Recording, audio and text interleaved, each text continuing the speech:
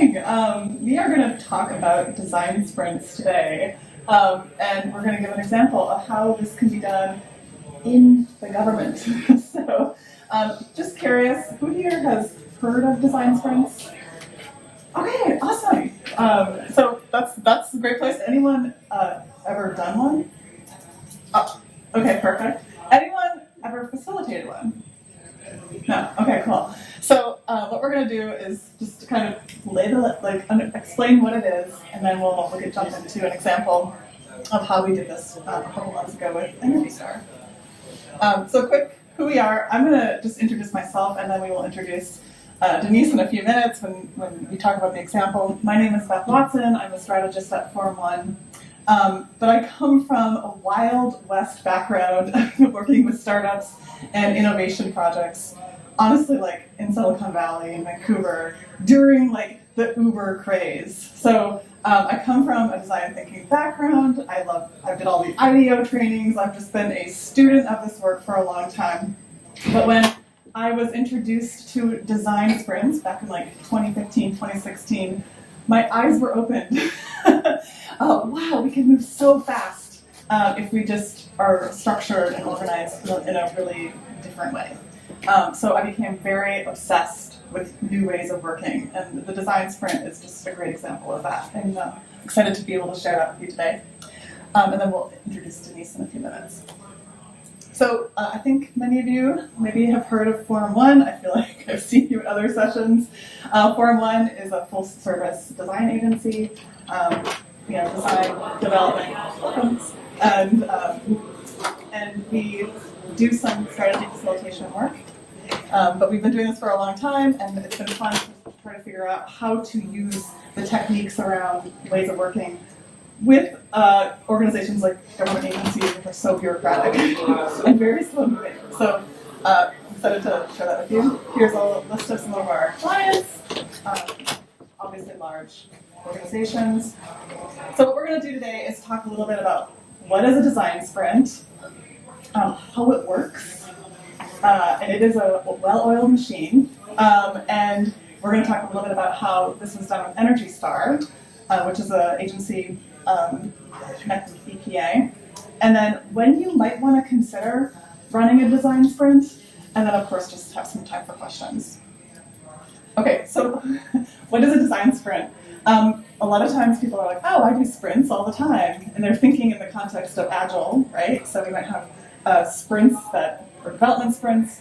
That is not this. This is very much around a structured and facilitated design thinking process.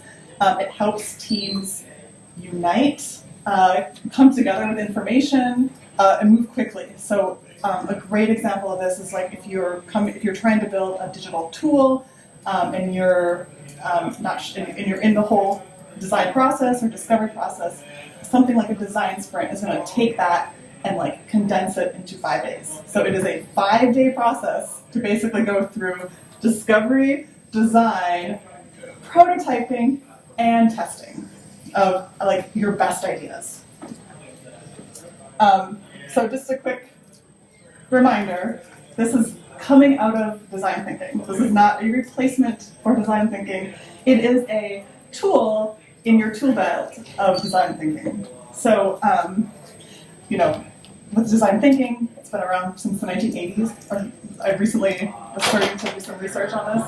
Obviously becoming more and more impactful as, more and more apps and user-focused tools, user-centered design is becoming more in vogue. In during the launch of the iPhone, and more people are using apps. So organizations became very curious around how they could do this and start to implement it. So design thinking is just a great tool for solving complex problems based on users' needs. But in reality, what happens? We're going to do a design thinking process, and we encounter things like meetings that don't have decision makers. We encounter things like, someone's like, oh, this is what we should solve, or I have this great vision for this product, and I'm thinking about it over here. We also have things where when people come together, they can be very biased. And they're very attached to their ideas. It's part of their identity. And so it can be very hard to separate an idea from potentially that person. And so what happens is we might go with ideas because it's coming from the boss. It might not necessarily be the idea that solves the user's needs, but it is maybe an idea from someone who's just the squeakiest wheel, or just somebody you don't want to deal with. So you're just going to pass, you're going to give them what they want and move forward. So that's and there's so many other forms of bias. And so what this can lead to is you running out of time and not even being able to test your best idea, or delivering it and it just not having any kind of engagement. It's so sad. You put so much time and so much money into something that is just really, really disappointing. So what causes this? It's not design thinking. It's actually just, kind of like human organizations are oftentimes built around structures. And so what happens when you have this neato thing called design thinking, right? It turns the tables and makes it so that we're trying to focus on the users, not necessarily what boss wants to do. And it makes things a little more complex. So what happens is you have design and product teams that might not have decision rights. You don't have the right people in the room. They can't make decisions. And so they're educating up a lot. You also have information that's siloed. So, the marketing team has all sorts of insights on users, but they're not sharing it with the product team. You guys know what I'm talking about. Okay. Or just having teams with different priorities. So the problem is not design thinking in terms of moving quickly. It is organizational structures. So now let's go back to, the internet boom and the app boom. You have a lot of interest in moving quickly. And I'm not going to say, this was not obviously developed for a government setting. It was developed to help teams get additional venture funds, okay?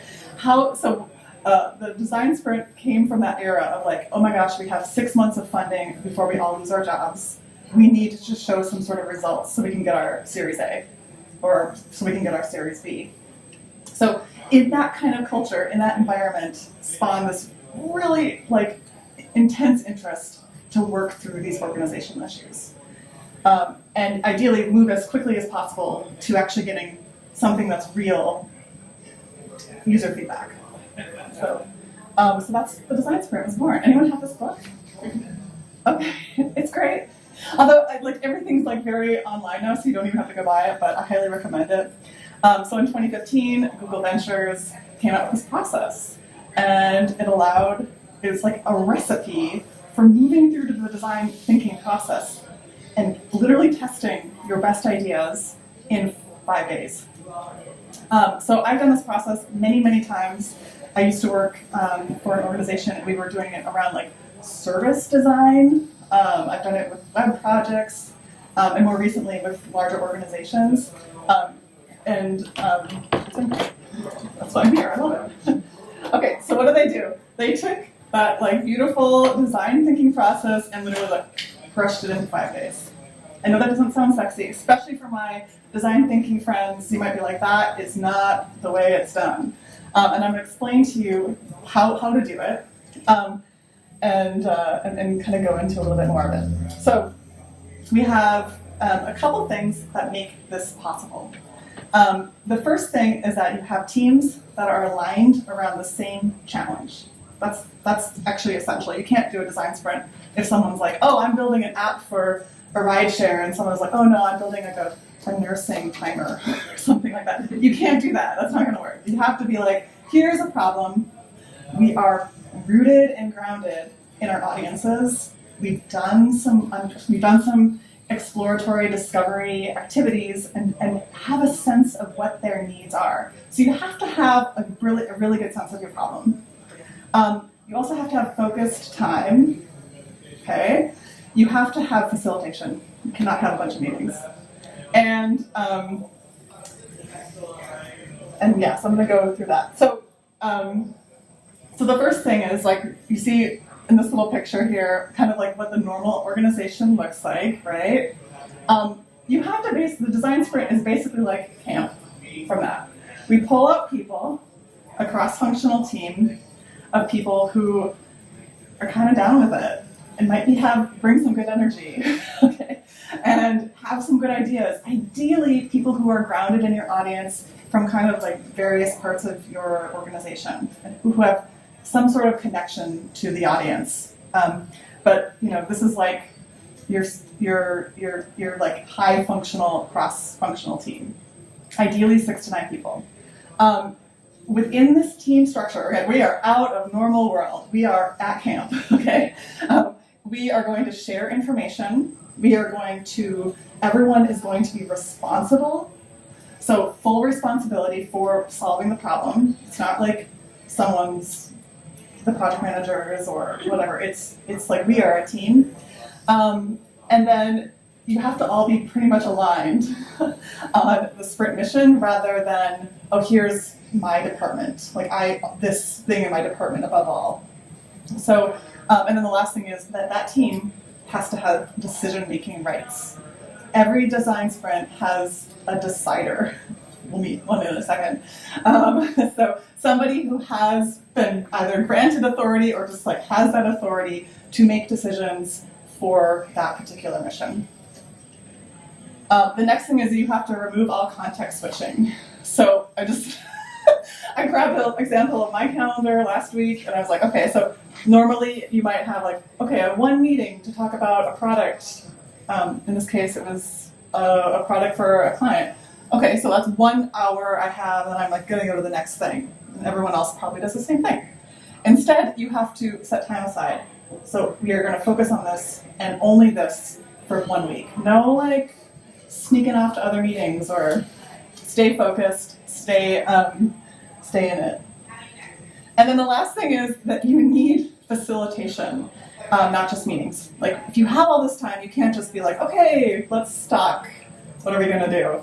And so we use facilitation, which is something that has been used for many, many decades for like leadership retreats or things like around like work conferences and things like that. But you use a facilitated activity that is structured to and designed to get your outcome.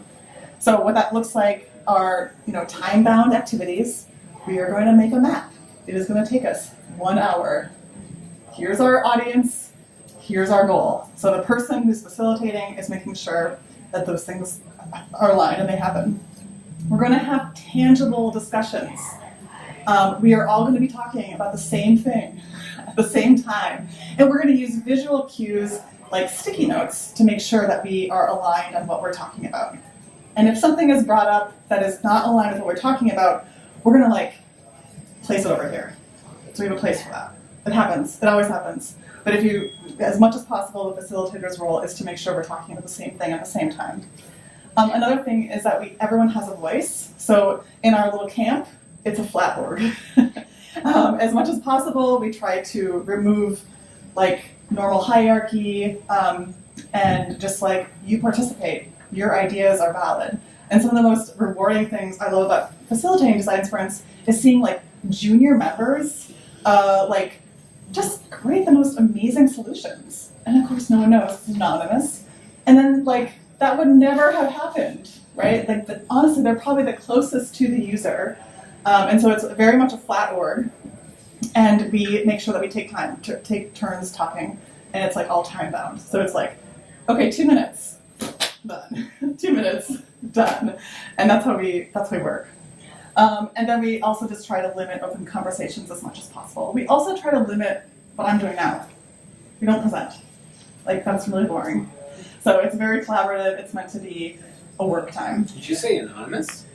What's that, anonymous? Yeah. I was saying collaborative and anonymous. What's that? How is it anonymous?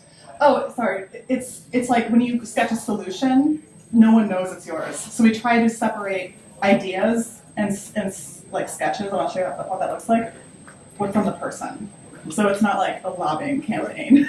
Okay, so here's sort of an example of what it looks like. I know it's hard to see. The point here is that it's a lot. And this is actually an example. After the pandemic, a community of us who do this kind of work have really been like exploring how to do this in a remote setting, because you used to have to go, on site. We would have to be in a room like this. There would be pizza, lots of beer, and we would be focused. So that's like bringing in a bunch of people, and so you wouldn't have this like, oh, I got to take this call. But now we do it this way. But it's continuing to evolve for sure. So you basically have 5 days plus a wrap-up day. Day one so it'd be a Monday. Is very much around just sitting in it. I don't even know how else to describe it other than we are in the problem space. We are trying to understand our users. We're hearing from each other cross department, what are the goals, what are the priorities. We are going to do some user journey mapping. It's not going to be perfect. We do not stress about imperfection in design sprints. We just keep moving. And then we're also going to align on a clear goal. If we're successful, what should this look like? The next day, we are going to align on what it is that we want to learn. We are going to build something. It will be tested by users on Friday. What a great opportunity. What do we need to learn first? There's probably 100 things we need to learn in order to be successful. We prioritize what we need to learn first, and we develop something called sprint questions. The next thing we do is we get inspired from other organizations. Innovation does not happen in a vacuum. You have to pull in, and so we look at what other tools tools and pieces of content are happening on the websites, various websites or in real person. And then we also we sketch solutions, for real. Everybody sketches a solution. I have some examples here. I don't know if you can see. They're not even pictures. It can just be words. And trust me, by the end of day 2, you are so in it. I don't care if you're a developer or you're in marketing or you're, whatever function. You are full of knowledge and context, and you might have a really good idea, and you're going to want to get it down. So we sketch solutions. And those solutions are anonymously reviewed the next day in a very structured process. There is no lobbying for your idea. The ideas are evaluated based on their merit and based on how well the team thinks that they can address those sprint questions. So an example here is, I think these are actually pictures from the Incentive Finder Hub. Some people get really fancy and mock it up. That's that's a post-pandemic thing. I've never seen that before. Usually it's just drawing, but people are getting really into it. And they're at home staying up till 3 a.m. I do not recommend that, but some people are doing that, and some people are just using their kids' markers and drawing solutions that way. And both are really great. Quick question. Yeah. So for this stage, are they working teams of 2, 3, or how is it work independently? Yeah, that's a great question. You always brainstorm and ideate and create solutions independently at this stage. So that's a great question. And then the 4th day is probably the most insane. You literally move from your idea of what this is going to look like to a clickable prototype. So what this used to look like, I'm kind of embarrassed. We used to make paper and pretend that you're clicking a paper and it would go to the next. This is so embarrassing. This is what we used to do. Go to malls and try to get our prototypes tested. But now we have Figma. We can make clickable prototypes that look like websites. As much as possible, we try to make it feel like a real thing. So it doesn't have to be perfect, but it has to look kind of real. But yeah, so we literally moved from kind of what we call storyboarding. So it's just sticky notes, this should have this. And then we moved to wireframing. We did the wireframing in Mural. This is not fancy. The team typed up the content in Mural. And then our designer, who actually is the real deal, she moved it all into Figma. So, but she didn't stress about it. It wasn't perfect. It was just enough for us to learn quickly. And then the next day, you test it. And this is real, and this is so fun, and I love this about the design sprint, is it invites everybody in to listen to the interviews. So that there's, again, full context, full sharing of what happened, and it is always so surprising how people interact with it. So what's also really great, this is an example, obviously we're doing it in Zoom, but like back in the day, we didn't have user interviews. We had to literally go find people at the mall or like go to a food bank or, I remember going to conferences and just like trying to grab people. But now, in literally 30 minutes, you can launch a project on user interview saying, we want these type of people and we'll pay them $25 and you will have 100 matches. It's pretty amazing. So that's really great. And then after that, you obviously have to learn something. You're like, okay, we're gonna fix this. Oh my God, that's totally killed. Oh, scrap out the whole idea. So you just take what you learned and then you move forward. But what's so cool, you have some sort of validation that your idea was like either in the right direction or absolutely shit. So you have an idea of where you are. And if it was not good, you might want to consider, iterating, maybe doing a second round of sketching or go back to the drawing board or, there are other ways to continue. Or you can, but if in our case, we were really lucky. They loved it. And so we've been able to make some tweaks and adjustments and move on from there. Okay, so again, this can happen in person. You see, looks like a workshop. It is basically a bunch of workshops. And then also now we all do it in Zoom, at Mural, or Miro. But actually, just at this point, we are going to get into a real example. Are there any questions about what this is? Or do you guys feel like, yeah? So when everyone comes back with their ideas anonymously, is there like a voting session? I feel like I missed something between that and the prototyping. So do you pick the best idea? Do you pick the top 3? What are you testing? Yeah, so in a typical design sprint, what you do first is the team has a 3-step process for deciding what the next step will be. We create a heat map of stuff we like. Okay, so we're just looking at all 8 solutions. The team does it all by themselves, quiet. And then everyone gets to pick which one they like the best. Okay, so it's the second phase. The third is that a decider decides. Okay. I mean, so there's one thing that you end up testing. Yeah, well, okay, what really happens, and this is like admittedly messy, and we're working on trying to make this better, but like usually the decider can choose 1, they can choose 2, but ultimately what it kind of looks like, if you want to see, this is like, we call it the Frankenstein. Like so then we're going to decide we're going to make a flow, we're going to make a storyboard of what the prototype will look like. Typically that's going to pull from like a bunch of the different solutions. So you have a winner and you kind of have an idea of like, okay, this is the vibe we're going for, this is the direction, but holy crap, this is a great idea over here for this section. Or I really like the way they did that filtering over here, or I love this language. And so you start to piece together kind of, for lack of a better word, like a Frankenstein of sort of all these different solutions. And then like slowly, I shouldn't say slowly, very quickly continue to increase your fidelity. It's messy. Yeah, I figured you were going the Frankenstein route. Okay. Yeah. And then one other question. So if everyone is blocking their whole week to this process, but at this stage it sounds like maybe the designer is more involved or like most hands-on, right, bringing this idea to life.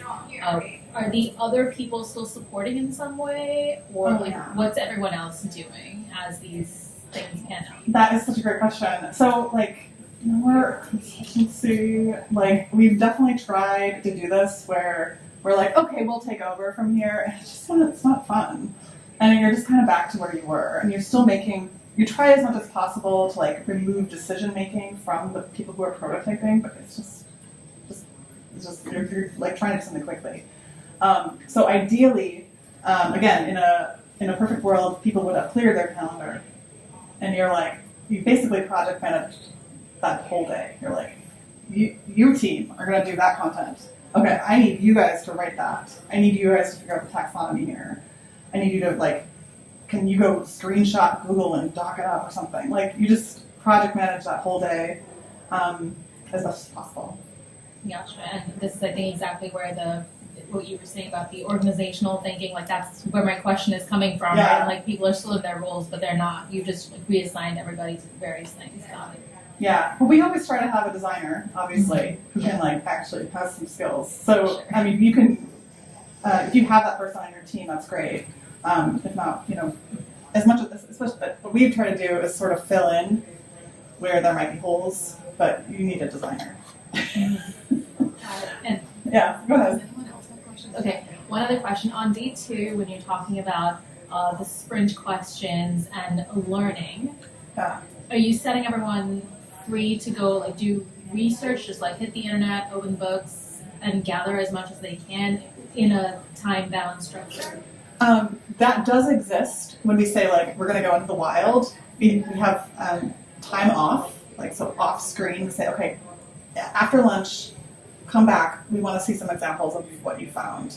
But in terms of the sprint questions, there's a structured method for developing those, and it just comes with like some priming and then a couple of rounds. I won't get into it, but yeah, it's a very important step. But I want to get into a real example. So, Denise, do you want to come up and introduce yourself? Hello, I'm Denise Miner, host. I work for EPA's Energy Star program. I've been here for 34 years. So we didn't even have internet when I started. Working. I manage Energy Star Products website, and one of my goals is, having my team members come to me and say, I want to build this tool that's going to do X, Y, and Z, and I need you to take it to your team and work your magic. And so we've done this, and, for several things. Calculators. We recently built an Energy Star, what we call the Energy Star Home Upgrade, which basically gives people ideas on how to upgrade their homes for maximum energy efficiency, leading into what we're calling Clean Energy Future now. So that was a big project that we did prior to taking this Incentive Finder hub on. First of all, has everyone heard of the Energy Star? Okay, all right, so I don't have to do like a fast real what Energy Star is. So this Incentive Finder hub is actually an outpouring of the Inflation Reduction Act, the tax credits for energy efficiency that were extended and really blown out under this for 10 years. It used to be tax credits were year to year. We weren't sure if they were going to get renewed at the end of the year. And then we were having this mad dash to, let the public know what these tax credits were going to be. Now, as of August last year, this 10-year plan is in effect, and we've been doing as much as we can on our website to make people aware of these incentives, tell them how they can get the most out of them, because there's crazy money that you can get back for doing these measures. And we have been a resource for consumers in terms of finding Energy Star certified products, so finding Energy Star efficient products for your home, finding rebates for these products through the utilities or other entities as they come. And we figured with this, with the Inflation Reduction Act, not only is it tax credits for energy efficiency, but states are now going to be able to offer home energy rebates to their kind of underserved communities, low-income communities, to make these, help them make these upgrades that they otherwise would not be able to do. And we pride ourselves on kind of being the resource for energy efficiency and helping people understand what they need to do. And we felt like this Incentive Finder hub would bring together all of this information. So whether it's tax credits, whether it's rebates from utilities, and then these state rebates, we wanted to capture all of that in one space for people and give them an easy solution to come and find what they're looking for. So that kind of drove my boss to say, we need you to work on building this Incentive Finder hub.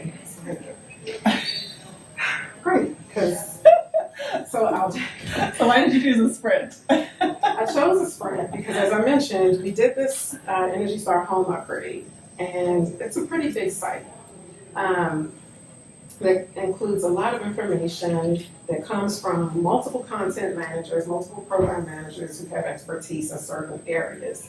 And it took a really long time to build it because everyone, when it their space to be just so. And I was like, you know, going back and forth and starting over and, you know, who can agree on this and agree on that. It was a nightmare. So I brought this to my contract team for one, and Beth said, we suggest a design sprint. I think I'd heard of it, but I'd never, you know, thought of it as an option because it just was never something, you know, we're government and there's a lot of bureaucracy that we have to get through. But when she explained it, I was like, this is a great idea. Like, I want to try it. And I took it to my boss and I said, listen, this is the best way for us to, you know, kind of maximize everyone's time and, you know, get something built quickly. And that was her interest. Like, we need to get this up and running as soon as possible. So we decided to do this design sprint. How did you select your team? Okay, so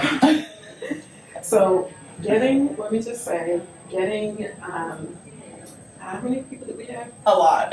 10, we had like 10 people to dedicate a full week to this process was like herding cats from all over the world. It was like, I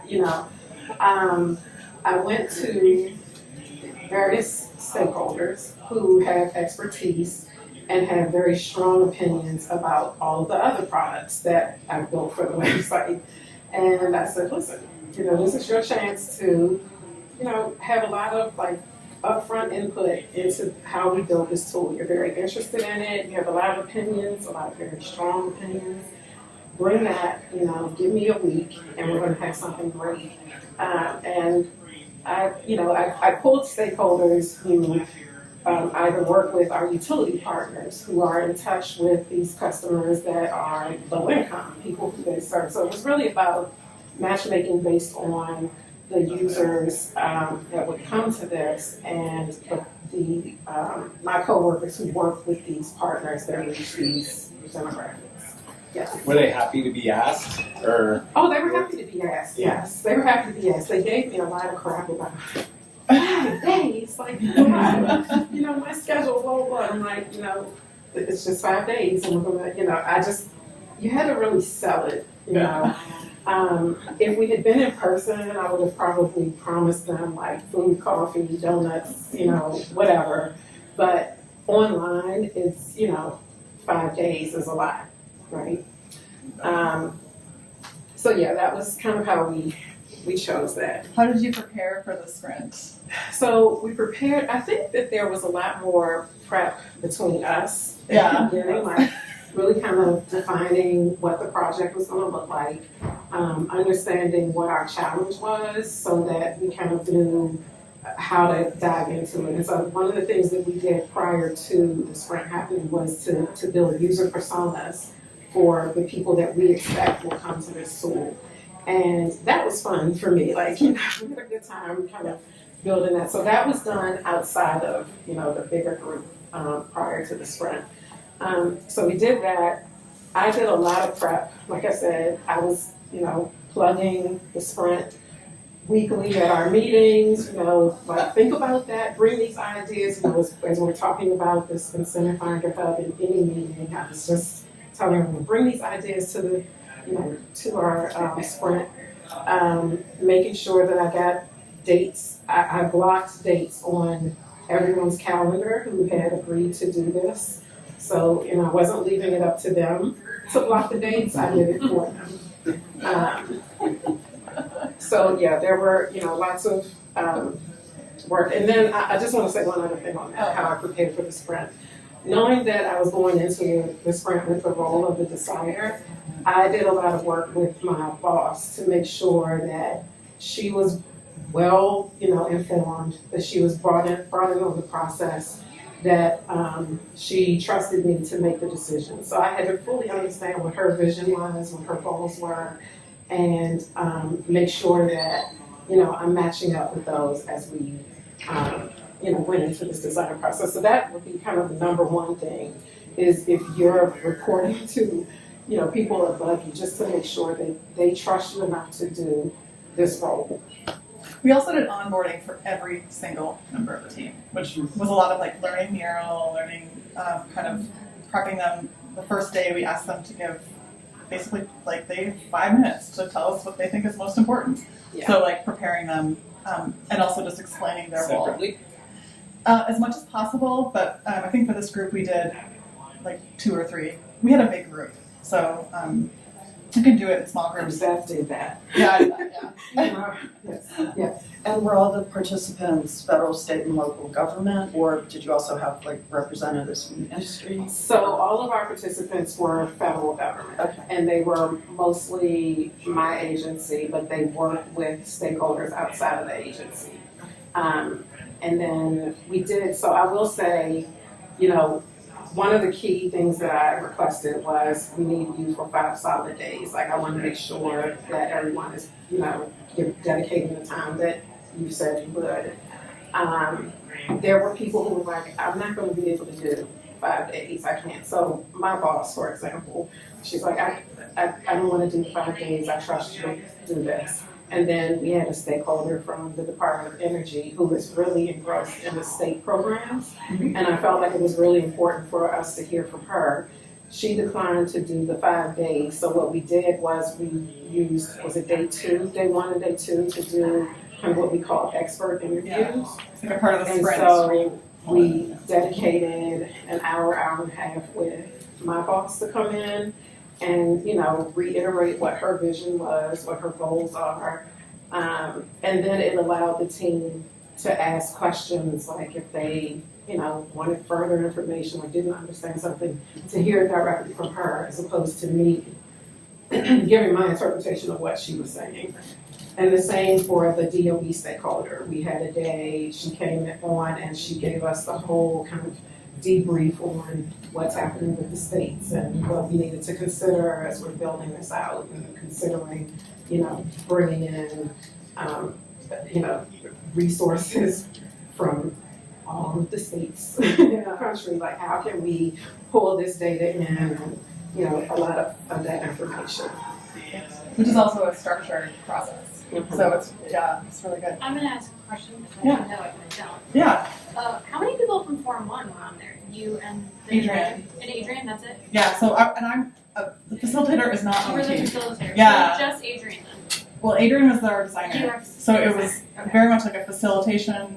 Like that's facilitators actually not really participate for emotional reasons, but very much facilitating the team to make up the decisions. But we have done it in the past where it's like we've had various people kind of fill in roles, so it has been kind of interesting. One other question. Yeah. How much time was there between when you reached out to people about doing this and when the sprints were actually scheduled? Not enough. Yeah. Not enough. So that was, again, due to the nature of how these tax credits rolled out, and then we're government, and so, you know, we've been hitting these roadblocks with funding, you know, with kind of the state of government, right? So you get a little bit of funding here, and then you have to slow down, and then you get a little bit more, and you have to slow down. So we, when we decided this was the process, it was kind of like, let's roll it out as quickly as possible because we didn't know whether we were going to be shutting down, you know, right when we got started. So Does it get contentious? And if it does, how do you handle it? Oh, well, it does help to have someone like me facilitating because it does get contentious. And the thing is, like, it's just so structured. It's like, okay, for the next 2 minutes, brainstorm for this. You just, we don't have open conversations, but there are definitely moments, especially during that like smushy prototype day, where it does get contentious. And but as much as possible, I would recommend having someone not on your team facilitate it, because it's like, if Denise was like, okay, Taylor, like she's gonna have to like work with Taylor. Whereas I can say, okay, I think this is becoming contentious. Let's find a different way. Like let's have a 5-minute brainstorm. We're not agreeing on this thing. Okay, everyone go over to these sticky notes, like write down your best ideas, or how should we organize it, and then we're gonna vote. So it's a lot of that. It's like when things come up and you're like, okay, this is sticky, we're going to move it to a voting round, or, again, not stressing. It sounds like motion is a big part of it. Oh, totally. Keep Keep moving. Yeah. So with that, I want to get going. What was your experience? Do you want to just sorry, we're running out of time, so I want to Yeah, so my experience during the sprint, what was the sprint like? I honestly, and I've said this a million times, and I'll keep saying it. I wish I had known about this before, because there are other projects that I definitely would have done this for. You wouldn't do it for everything, but for ones that you have a lot of stakeholder, feedback that you need to incorporate, this is the perfect process. So we used a mural board, so it was online.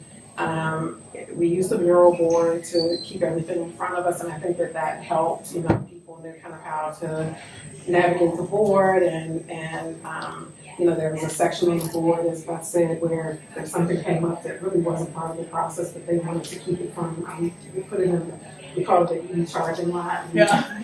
Drop it in there. Great idea. Let's. I thought that worked well. My preference, as I said before, would have been to do this in person. I just think that you get a lot more genuine collaboration in person, but for people doing this for a week from home, I have to say it was an amazing experience. There wasn't as much contention in our group as there was, everyone had these, great ideas that they just wanted to share and wanted included, and that was good. It actually worked well for us. I will say facilitation, as Beth just mentioned, is a must. Like, you have to have someone keeping track of time and that sort of thing, because from great conversation comes long conversation, right? So, you didn't want things to get out of hand. Do you want to talk a little bit about what it was like to sketch? Yeah, so I was a little, when you say, okay, on day 3 you're going to sketch, that can be daunting for people who take it literal, right? Like, I don't draw, I don't draw. So I was just kind of like, but everyone participated. It was really, the directions were clear. We want you to, to go and work on something that is going to answer these smart questions that you define, how in the best way that you think is going to make a difference for a consumer, help them get through this process. So, it was a day. it was a good process. And at the end of the day, we had, everything from back of the envelope drawn sketches to people who think they're designers and went out and built a whole website, It happened, yeah. It did, it happened. So it was, it was interesting, to see what everyone's thoughts were on that. Okay, I think you covered so much. One thing I just want to say, as we kind of wrap up, is maybe kind of following up what you said. It's not for everything. Right. So design sprints are super powerful tools. They are a specific recipe, which is cool. And there are obviously other types of facilitation and ways to move forward. But just want to quickly kind of end with why would you do this? It's got to be a big deal. You're not going to take all that time for something that's not a big deal. Okay, so it was a lot of time. It also is really great for if you're trying to build something that's never been done, new types of tools. If you sort of have a product that's oh, we're gonna make a filter. It's I've kind of done that, it's got to be something that is really new, and it also can be content. So we've done this for websites too, which is kind of interesting, especially around various sections of a website. That's a pretty big deal. So that's kind of leads to the last one. It's helpful. It's a helpful tool for when you have a lot of stakeholders and you need to have them aligned. So there are other types of ways to play with facilitation and kind of in the space, but for when you're doing a design sprint, it's got to be a really big deal. Any questions? I'm so sorry, we kind of are running out of time, but any final questions? Yeah. What have you discovered is maybe the time savings in doing a design sprint versus how you might ordinarily tackle something like this? That's it has been a night and day difference. So this project, if we had not done a design sprint, I wouldn't even be here to talk about it right now because this is a design sprint session, but we'd still be, probably in the challenge, like just defining what the questions are.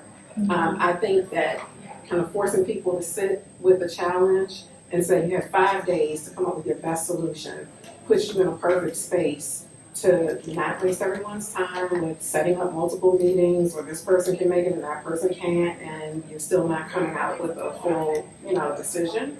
And so we are now just refining the prototype, which tested very well with users. We've, come up with some other questions internally that we know need to be answered that weren't part of what we tested. And, we're working on those now. And we expect to have a lot of product on our site mid-January.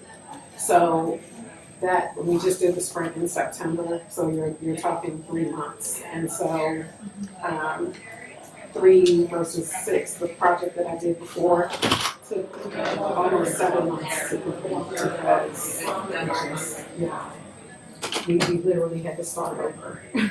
So this I think the most satisfying thing was the testing on day 5 with the users and listening to their experience and having that confirmation that, hey, this is great, like when it's done, I definitely will come back and see this, letting us know right where we needed to be with them.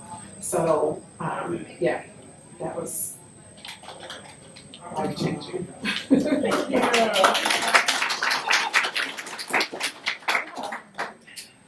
Thank you. So this is not live yet, but It's not live yet, no. But you can save up to $2,000. $3,200 a year. Oh, that's right.